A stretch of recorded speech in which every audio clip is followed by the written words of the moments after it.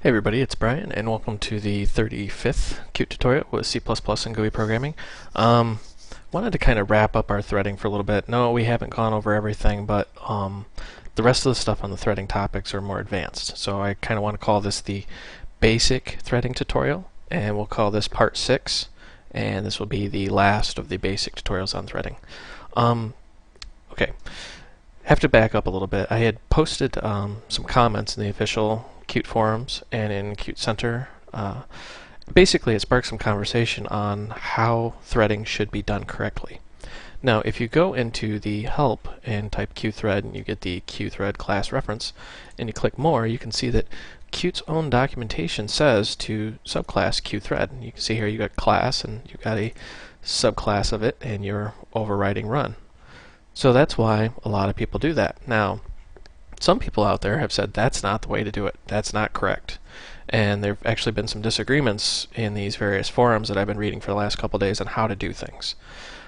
So what we're going to call this is how to do a thread correctly in Qt. And if you go to, and you can actually read part of this, if you go to blog.exys/2010/qthread_affinity.html. I realize it's a long link, but you'll get this very, very nice how-to on threads and why this is done incorrectly. See, affinity mistake, and he talks about how you make a subclass and it's not correct, and then he says doing it right. And I'm going to summarize the whole thing for you in case you don't want to read it. It says the easiest thing to remember is never put a Q object on a Q thread, because a Q thread is not an object. Basically, it's all you need to know.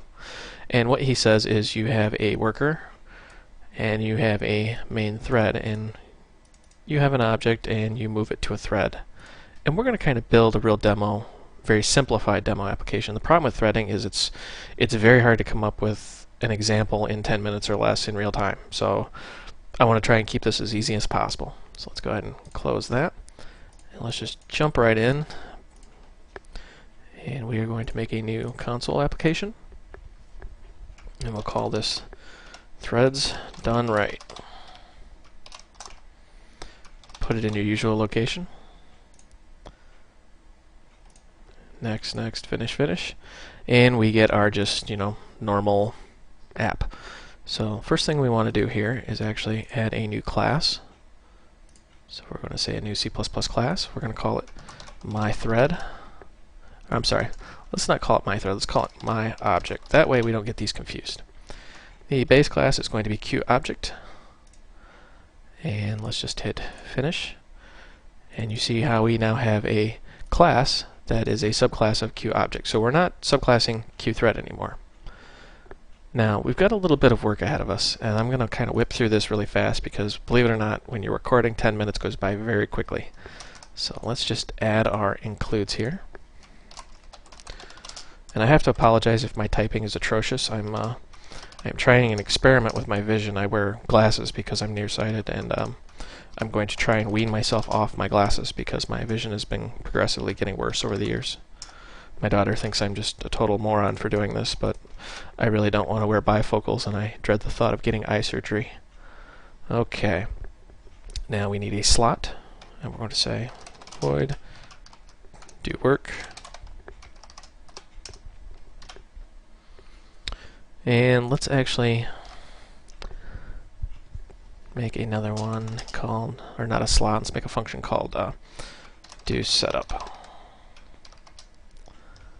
And setup takes a QThread, or I should say a reference to a thread.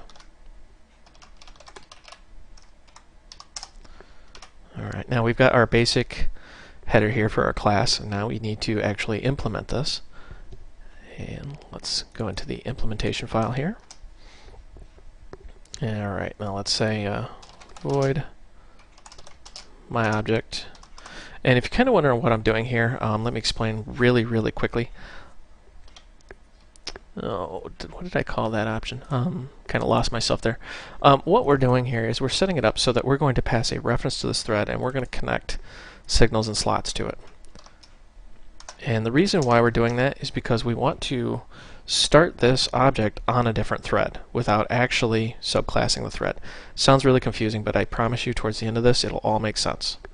Took me a little bit to figure it out too, but it really worked. So connect, and first thing we're going to do is say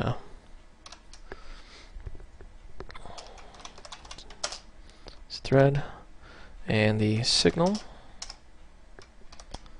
is going to be started. So what we're going to do is we're going to connect when the thread is started, and we're going to connect it to this, and we're going to say slot. Help if I could spell. And the slot is going to be do work. Remember that slot we created, which we are now going to implement here. So we'll say void my object do work. So in short, once the thread is created, it's going to call this slot right here, or I should say the signal will be emitted and then the slot will be generated.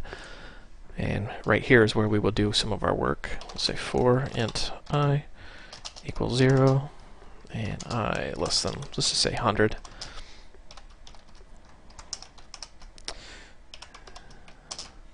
QDebug, and let's just send some information out here. And whoops. Very simple.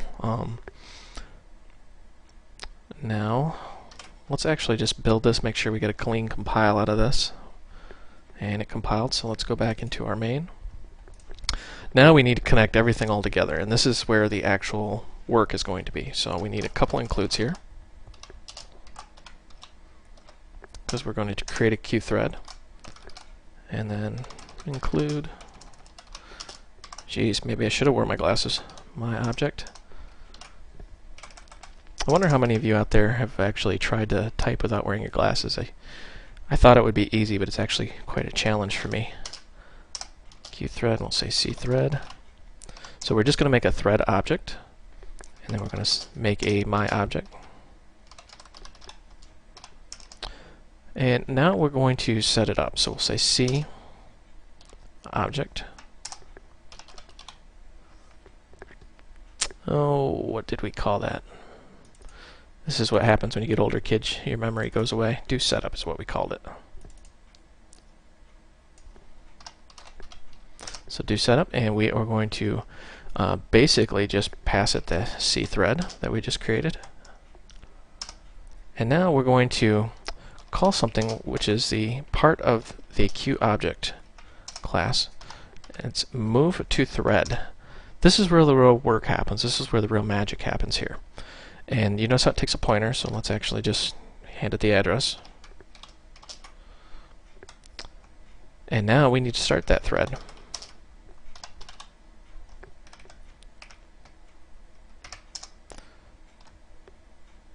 So real quickly, before we run this, let's kind of go through this really quick here. We are creating a thread. We are creating a myObject class, which is just a subclass of QObject. And then we're calling this doSetup, and we're handing it the thread. And when we go into doSetup, really all we're doing is we're just connecting the signals and slots. We're saying, hey, when that thread emits the started signal, connect it to the doWork slot. So when the thread starts, we're going to call doWork. Now, here's where the magic happens. Move to thread. What we're doing is we're saying take this object and move it into this thread.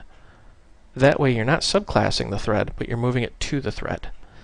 Now why would you do that? I mean, we've always subclassed the QThread and it's worked fine. Well, from some of the discussions I've read, and I'm sure many of you will correct me if I'm wrong, signals and slots are not meant to be run with QThread, which I find interesting because QThread itself admits signals and etc.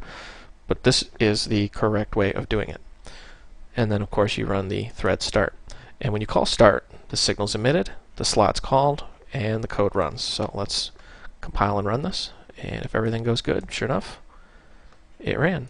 Let's actually slow this down just a little bit. I don't know about you, but I really like seeing things work. So we'll call mssleep. Oh, we can't do that, can we?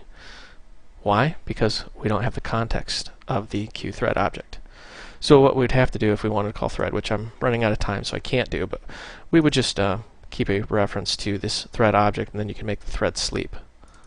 So, well, I'm sure you have many questions. I know after reading all those tutorials, I was kind of left bewildered, wondering why is this the correct way of doing it, and the QThread subclass is wrong, even though I've read 3 books on Qt programming, and the official documentation even says to make a subclass. Well, the only answer I can give you is this is really a testament to how flexible Qt is. You can just make it do just about anything you want, and it's very flexible and it's very strong. I have yet to actually crash Qt, where I have crashed the Java framework and I've crashed .NET many times. So, anyways, this is Brian. Thank you for watching. I hope you found this video educational and entertaining, and we're going to step away from the threading for a little bit and go back into some GUI stuff, and we'll come back to threading, I should say advanced threading, later on.